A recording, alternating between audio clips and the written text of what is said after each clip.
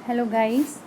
तो मैं आप लोगों के लिए UGC net second paper geography का भू आकृति विज्ञान जो है उसका पिछले साल के जो प्रीवियस ईयर है उस सिर्फ भू आकृति विज्ञान के प्रीवियस ईयर के क्वेश्चन लेके आई हूँ।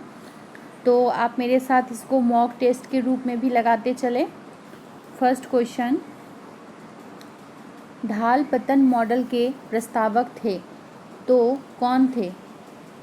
W Penck, WM डेविरा, LC king या वुड? बताइए गाइस। तो इसका हो जाएगा बी, WM डेविस। ढाल पतन मॉडल के प्रस्तावक WM डेविस थे। नाजका प्लेट स्थित है दक्षिणी अमेरिका के पश्चिम में, बी दक्षिणी अमेरिका के पूर्व में, उत्तरी अमेरिका के पूर्व में, उत्तरी अमेरिका के पश्चिम में। तो इसका हो जाएगा ए, दक्षिणी अमेरिका के पश्चिम में। नाजका प्लेट जो है वो दक्षिण अमेरिका के पश्चिम में। ये 2011 का क्वेश्चन है। नेक्स्ट, दो सामान्य भ्रंशों के बीच उत्थित संकराखंड या ब्लॉक क्या कहलाता है? ग्रेथेन, हॉस्ट, एकनताक्ष यानी मोनोक्लाइन, अपनति। 3 का क्या होगा? तो 3 का हो जाएगा बी, हॉस्ट कहलाते हैं। दो सामान्य भ्रंशों के बीच जो उत्थित संकराखंड यानी ब्लॉक जो होता है वो हॉस्ट कहलाता है। नेक्स्ट क्वेश्चन, तीक्ष्ण कटक यहाँ स्थलाकृति है और यहाँ एजेंट है, यानी कौन सा एजेंट कौन सा स्थलाकृति का निर्माण करता है? तो जैसे कि आप देख रहे हैं यहाँ तीक्ष्ण कटक, पोलजे, यार्डंग गार्ज, इधर बहता हुआ जल, हिमानी, भौमजल और पवन। अब देखिए यहाँ पे दिया हुआ है, अगर इसमें से आपको कोई भी आता है तो अब उसका जवाब दे सकते हैं। जैसे कि हम लोग जानते हैं कि जो भौमजल जो है उसका क्या होगा, बताइए। पोलजे जो है, पोलजे का क्या हो जाएगा? पोलजे भौमजल होता है, यानी बी का अगर 3 है तो बी का 3 देखिए कहाँ है, तो देख रहे हैं हम यहाँ भी बी का 3 है और यहाँ भी बी का 3 है। तो फिर हम दूसरा देखेंगे, ए का देखेंगे। ए में है तीक्ष्ण कटक या अरेत। तो तीक्ष्ण कटक जो होता है, अरेत जो होता है वो हिमानी से निर्मित स्थलाकृति है। किससे है? हिमानी से। तो इसका आंसर क्या हो जाएगा 4 का? इसका ए हो जाएगा, यानी तीक्ष्ण कटक अरेत जो है इसका हो जाएगा हिमानी। और पोलजे, हिमानी, पोलजे का हो जाएगा भौमजल, यार्डंग का हो जाएगा पवन और गार्ज का हो जाएगा बहता हुआ जल। निम्नलिखित में से कौन सा हिमयुग परिकल्पना से संबंधित नहीं है? तो निम्न में से कौन सा हिमयुग परिकल्पना से संबंधित नहीं है? तापीय संकुचन सिद्धांत, कार्बन डाइऑक्साइड परिकल्पना, ओजोन छिन्नता परिकल्पना या ज्वालामुखी धूल परिकल्पना। तो 5 का क्या हो जाएगा? तो 5 का ए हो जाएगा। तापीय संकुचन सिद्धांत जो है हिमानी परिकल्पना से संबंधित नहीं है, लेकिन हिमानी परिकल्पना से संबंधित क्या क्या है? कार्बन डाइऑक्साइड परिकल्पना, ओजोन छिन्नता परिकल्पना और ज्वालामुखी धूल परिकल्पना। ये तीनों जो है हिमयुग परिकल्पना से संबंधित है। नेक्स्ट क्वेश्चन, अब यहाँ जो है कूट कारण और कथन का है। कूट दिया हुआ है, जैसे ए में बोल रहा है ए आर दोनों सही है तथा आर ए की सही व्याख्या नहीं करता है। 6 नंबर में जैसे देखिए बोल रहा है गुलाब अपक्षय रासायनिक अपक्षय का परिणाम है। कारण, गुलाब अपक्षय तब होता है जब शैलों के जोड़ों में प्रवेश करता है और सेल संयोजी पदार्थ को घोलता है। तो 6 का क्या हो जाएगा बताइए? तो 6 का हो जाएगा ए, 6 का हो जाएगा ए, यानी कथन और कारण दोनों सही है और ए आर की सही व्याख्या करता है, यानी गुलाब अपक्षय रासायनिक अपक्षय का परिणाम होता है। और क्यों होता है? क्योंकि गुलाब अपक्षय तब होता है जब सेलों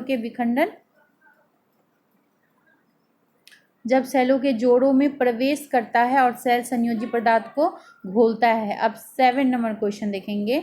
मध्य अटलांटिक कटक के सहारे स्थित द्वीप ज्वालामुखी क्रिया से अत्यधिक प्रभावित हैं। कारण, अटलांटिक महासागर में समुद्र तल प्रसरण भूकंपों का मुख्य कारण है। बताइए 7 का क्या होगा? सही है। हाँ बिल्कुल, 7 का भी ए हो जाएगा। क्या हो जाएगा? ए, यानी मध्य अटलांटिक कटक के सहारे स्थित स्थित द्वीप ज्वालामुखी क्रिया से अत्यधिक प्रभावित हैं। क्यों? इसका कारण है अटलांटिक महासागर में समुद्र तल प्रसरण भूकंपों का मुख्य कारण है। अब हम लोग देखेंगे ये क्वेश्चन नंबर कितना था? 7। आ जाते हैं क्वेश्चन नंबर 8 में। क्वेश्चन नंबर 8 है, फॉर निम्नलिखित में से किससे संबंधित है?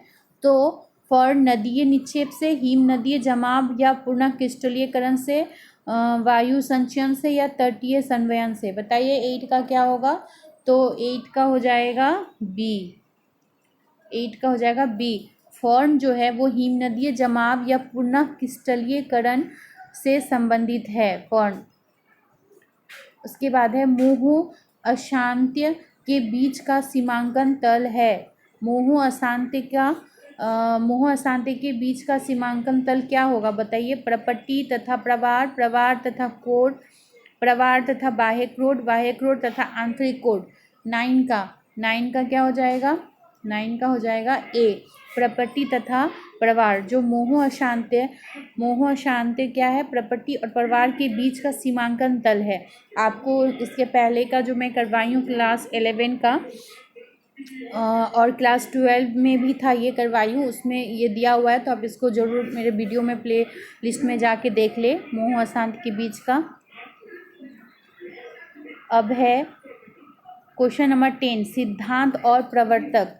महाद्वीपीय विस्थापन सिद्धांत, समुद्र तल प्रसरण सिद्धांत, संवहन तरंग सिद्धांत और प्रतिक्षेप सिद्धांत। यहाँ पे प्रवर्तक है Harry Hess, Reid, Wegener, Holmes और नीचे कूट दिया हुआ है। अब आप इसमें देखिए समझने का, जैसे हम लोग जानते हैं महाद्वीपीय विस्थापन सिद्धांत, अगर आप इन सब में से अगर इसका एक का भी जानते हैं, इसका क्या होगा? वेगनर होगा, ए का 3 होगा। तो यहाँ पे देखिए ए का 3 किस में दिया हुआ है? ए का 3 किस में दिया हुआ है? तो इसमें दिया हुआ है। तो क्वेश्चन 10 का क्या हो जाएगा? ऑब्वियसली क्वेश्चन 10 का ए हो जाएगा। ए हो जाएगा, यानी महाद्वीपीय विस्थापन सिद्धांत वेगनर, समुद्र तल प्रसरण सिद्धांत हैरी हेस, संवहन तरंग सिद्धांत होम्स और प्रत्यास्थ प्रतिक्षेप सिद्धांत ये हो जाएंगे रीड महोदय। अब आते हैं दिसंबर 2010 का क्वेश्चन में। डेल्टा केम परिणाम है। ये डेल्टा केम जो है वो किसका परिणाम है? हिमनद अपर्दन के, वायु निक्षेपण के, नदीय निक्षेपण के, हिम नदीय निक्षेपण के। तो बताइए क्या होगा 11 का? तो 11 का हो जाएगा डी हो जाएगा, हिम नदीय निक्षेपण का। जो डेल्टा केम जो है वो हिम नदीय निक्षेपण का परिणाम है। नेक्स्ट क्वेश्चन, पुस्तक का नाम और लेखक दिया हुआ है। Essays in geomorphology, morphology of the earth, unstable earth, techniques in geomorphology. यहाँ एलसी किंग है, जीएस ड्यूरी है, सीएम किंग है और जेएस टियर्स है। तो बताइए, इसका में कूट दिया हुआ है, आप देख सकते हो। तो बताओ क्या होगा 12 नंबर क्वेश्चन का? हम लोग अभी 12 नंबर में चल रहे हैं, तो 12 का हम लोग का हो जाएगा ए, यानी 12 का ए हो जाएगा, यानी एसेज इन जियोमॉर्फोलॉजी का क्या हो जाएगा? GH Dury. Essays in geomorphology का GH Dury. Morphology of the earth का हो जाएगा एलसी किंग। अनस्टेबल अर्थ का हो जाएगा जेए स्टीयर्स। और टेक्निक्स इन जियोमॉर्फोलॉजी का CAM king. Techniques in geomorphology का क्या हो जाएगा? CAM king. अनस्टेबल अर्थ का क्या हो जाएगा? JA Steers. और मॉर्फोलॉजी ऑफ द अर्थ का LC King. Essays in geomorphology GS Dury, यानी ड्यूरी का है एसेज इन जियोमॉर्फोलॉजी। अब क्वेश्चन नंबर 13 में चलेंगे। शुष्क प्रदेशों में पर्वत पदीय ढलवा मार्ग पर नदियाँ का क्या कहलाता है? नदियों द्वारा जो शुष्क प्रदेशों में पर्वतीय ढलवा मार्ग पर जब नदियों का ये कटाव होता है क्या कहलाता है? हमादा, मरु प्रक्षालन, बजादा या पेडिमेंट। बताइए क्या होगा 13 नंबर क्वेश्चन? तो 13 नंबर का हो जाएगा बी हो जाएगा। क्या कहलाएगा? बजादा शुष्क प्रदेश में क्या कहलाएगा? बी, बजादा। अब आ जाते हैं हम लोग क्वेश्चन 14 में। पर्वत निर्माण के सिद्धांत को अनेक प्रकाशित होने के अनुक्रम में अवस्थित कीजिए। नीचे दिए गए संकेतों का प्रयोग कीजिए। ठीक है, अब जैसे यहाँ दिया हुआ महाद्वीपीय विस्थापन सिद्धांत, संवहन तरंग सिद्धांत, समुद्री फैलाव सिद्धांत, प्लेट विवर्तनिक सिद्धांत। तो इसका कूट जैसे आप देखिए महाद्वीपीय विस्थापन तरंग सिद्धांत इसके पहले क्वेश्चन में भी पूछा है और ये 2010 का ही हम लोग चल रहे हैं, यानी ये हमारे लिए बहुत ही महत्वपूर्ण सिद्धांत है। तो आप ज़रूर इस सिद्धांत को देख लें, मेरा प्लेलिस्ट में मैंने करवाया है, तो आप ज़रूर देखें। तो इसका क्या हो जाएगा? महाद्वीपीय विस्थापन सिद्धांत बोल रहा है जो पर्वत निर्माण के सिद्धांत है उसमें अनेक प्रकाशित होने के अनुक्रम में व्यवस्थित करना है। तो सबसे पहले कौन सा सिद्धांत आया था 14 नंबर का? बताइए क्या होगा? ए हो जाएगा 14 का ए, यानी सबसे पहले महाद्वीपीय विस्थापन सिद्धांत, फिर संवहन तरंग सिद्धांत, फिर समुद्री फैलाव सिद्धांत, फिर प्लेट विवर्तनिक सिद्धांत आया था। तो ये सजा हुआ क्रम में ही था। फिर है ए नंबर, कथन ए, भू धरातल पर एक चादर की भांति प्रवाहित होने वाला जल तलछटों को अपने साथ ले जाता है तथा एक जलमार्ग के अनुढाल में उन्हें खिसका देता है। कारण धारा का प्रवाह सभी तलछटों को सदैव अनुढाल में प्रवाहित कर देता है। तो 15 का क्या हो जाएगा? तो 15 का हो जाएगा क्या बताइए? ए और आर दोनों सही है और आर की सही व्याख्या करता है। कठोर चट्टानों से निर्मित खड़े ढाल वाला उच्च सपाट भाग शुष्क प्रदेशों में पाया जाता है। क्या कहते हैं? अर्ग, क्वेस्टा, मेसा या कगार? तो इसका क्या हो जाएगा गाइस? हो जाएगा मेसा। कठोर चट्टान से निर्मित खड़े ढाल वाला उच्च सपाट भाग शुष्क प्रदेशों में पाया जाता है, उसको मेसा कहते हैं। अब आएंगे हम लोग जून 2010। वर्तमान भूत की कुंजी है, यह कथन किसका है? G K Gilbert, James Hutton, W.H. Davis या वॉल्टर पैंक? तो भूत वर्तमान की कुंजी है, ये है हटन का, तो जेम्स हटन हो जाएगा। 18 नंबर, रासायनिक अपक्षय की कौन सी प्रक्रिया लोहे पर जंग लगने का कारण है? बताइएगा इस कौन सा होगा? तो 18 का हो जाएगा ऑक्सीकरण। ऑक्सीकरण जो है वो लोहे पे जंग लगने का कारण है। सागर तल फैलाव सिद्धांत का प्रतिपादन किसके द्वारा किया गया था? तो ये आप अभी आपको बताए थे, तो इसका क्या हो जाएगा? हैरी हैस महोदय ने बताया था। सूची 20 नंबर क्वेश्चन, सिद्धांत और वैज्ञानिक। सागर तल फैलाव सिद्धांत अभी बताया मैंने, अब क्या होगा इसका बताइए? हैरी हैस। महाद्वीपीय विस्थापन सिद्धांत वैगनर। इलेस्टिक रिबाउंड सिद्धांत यानी सी, इसका तो हम लोग देख लिए कि सागर तल का हैरी हैस है, यानी ए का क्या हो गया? ए का 2 है, ए का 2 देख लिया ऑप्शन में कहाँ है? ऑब्वियसली इसमें है, ए नंबर क्वेश्चन में है, तो इसका क्या हो जाएगा? ए नंबर हो जाएगा। और महाद्वीपीय विस्थापन वैगनर और इलेस्टिक रिबाउंड सिद्धांत, इलेस्टिक रिबाउंड सिद्धांत का रीड हो जाएगा, इलेस्टिक रिबाउंड रीड। और रेडियोधर्मी सिद्धांत जॉली हो जाएगा रेडियोधर्मी सिद्धांत का, यानी ये 2 सिद्धांत इसके पहले भी आ चुका है, इलेस्टिक रिबाउंड सिद्धांत रीड और रेडियोधर्मी सिद्धांत जॉली। नेक्स्ट क्वेश्चन 21 के बाद 22 नंबर 21 क्वेश्चन, लाल सागर इनमें से किसका एक उदाहरण है? अभिनति घाटी का, ज्वालामुखी संरचना का, भ्रंश घाटी का, अपरदिक घाटी का? 21 का बताइए गाइस क्या होगा? तो 21 का हो जाएगा सी, भ्रंश घाटी का। लाल सागर जो है वो भ्रंश घाटी का उदाहरण है। उसके बाद नेक्स्ट क्वेश्चन, कथन ए, प्राचीन पर्वतमालाओं के अवशेष कठोर पिंडों के कुछ भागों में स्थित है। कारण, कठोर पिंड क्षेत्रों में प्राचीन पर्वतमालाएं मुलायम चट्टानों से निर्मित होती है। तो 22 का क्या होगा बताइए, ये सी होगा। ए सही है लेकिन आर गलत है। क्या बोल रहा है, कठोर पिंड क्षेत्रों में प्राचीन पर्वतमालाएं मुलायम अवसादी चट्टानों से निर्मित होता है, बिल्कुल गलत है। 23 का निम्नलिखित विशेषताओं का सपाट तल से सागर की ओर सही अनुक्रम क्या है। तो 23 का क्या हो जाएगा, 23 का हो जाएगा ए वर्म, निम्न, ज्वार, सोपान, वेलांचली, गर्त और वेलांचली रोधिका। सबसे पहले वर्म, निम्न, ज्वार होगा, ये क्रम है। उसके बाद नेक्स्ट क्वेश्चन है, जब पुलीन के खंड विशेष पर बालू अधिक तीव्रता से आती है तब इसे बहा ले जाता है और पुलीन चौड़ा तथा सागर की ओर विकसित होता है। कारण तटीय पर्यावरण में पुनः क्रमण प्रक्रिया सर्वत्र समान होता है। तो इसमें बताइए, इसका क्वेश्चन का 24 का क्या हो जाएगा, 24 का हो जाएगा सी हो जाएगा। ए सही है परंतु आर गलत है। जो बोल रहा है तटीय पर्यावरण में पुनः क्रमण प्रक्रिया सर्वत्र होती है, ये गलत है।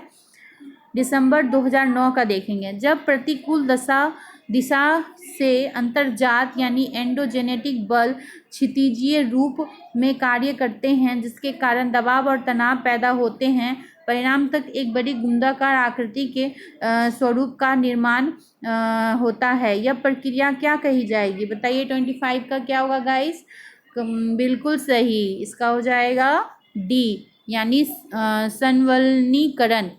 क्या कहलाएगा, संवलनीकरण कहलाएगा। उसके बाद नेक्स्ट क्वेश्चन 26, ए सी लॉशन 1915 के द्वारा पेडीमेंट की उत्पत्ति की कौन कौन सी सर्वप्रथम की गई थी। तो इसका बताइए क्या होगा। 26 का हो जाएगा ए नंबर, चादरिये बाढ़ जमाव। एलसी रोशन द्वारा पेडीमेंट की उत्पत्ति में सर्वप्रथम कौन किया था, चादरिये बाढ़ जमाव। नेक्स्ट 27, काश प्रदेश में घोल रंध्र सर्वाधिक सामान्य और स्थलाकृति है। कारण स्थलाकृति के अनुसार घोल रंध्र तक गर्त होता है, गहराई 1 मीटर से कम तथा कुछ 100 मीटर तक भिन्न भिन्न होता है। बताओगा इस 27 का क्या हो जाएगा, बिल्कुल सही है। तो इसलिए ए होगा, ए आर सही है और आर ए की सही व्याख्या करता है। 27 नंबर क्वेश्चन 28 में क्या है, पुस्तक है और लेखक है। Morphology of the earth, techniques in geomorphology, the earth the unstable. इसमें एलसी किंग है, जेफरीज है और एलसी किंग है और जे ए स्टीयर्स है। तो अब बताओ, अब इसमें से देखिए क्या जानते हैं, तो बताइए क्या हो जाएगा इसका। क्वेश्चन नंबर 28 गाइस, 28 का हो जाएगा ए। देखिए, morphology of the earth LC King, techniques in geomorphology C A King, techniques in geomorphology C A King, the earth Jeffreys और द अनस्टेबल अर्थ तो जे ए स्टीयर्स। तो the unstable earth का हो जाएगा जे A stairs यानी 4।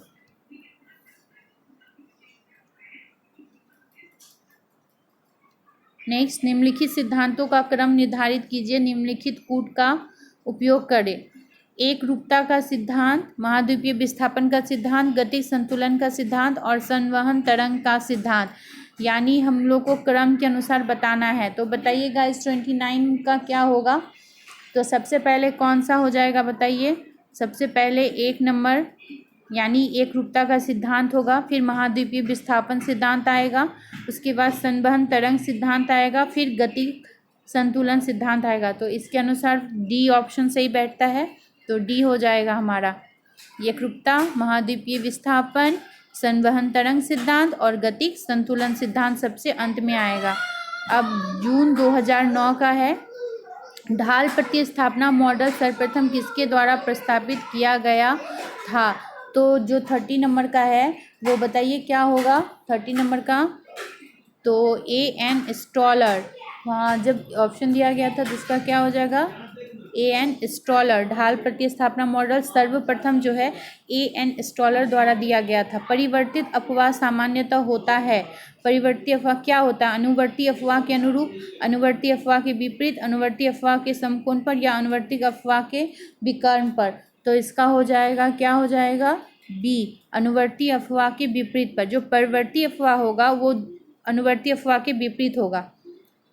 उसके बाद 32, magma अपवर्तक पटल सीमा रेखा पर निश्चित होता है, कारण अर्धगामी मैग्मा संरचनात्मक पटल सीमा पर अपवर्तिक पटल के शीर्ष पर पहुंचता है। तो ए और आर दोनों सही है, आर ए की सही व्याख्या है। 32 का बताइएगा इस क्या होगा, 32 का हो जाएगा डी, ए, सॉरी 32 का डी, ए सही है, ए गलत है परंतु आर सही है।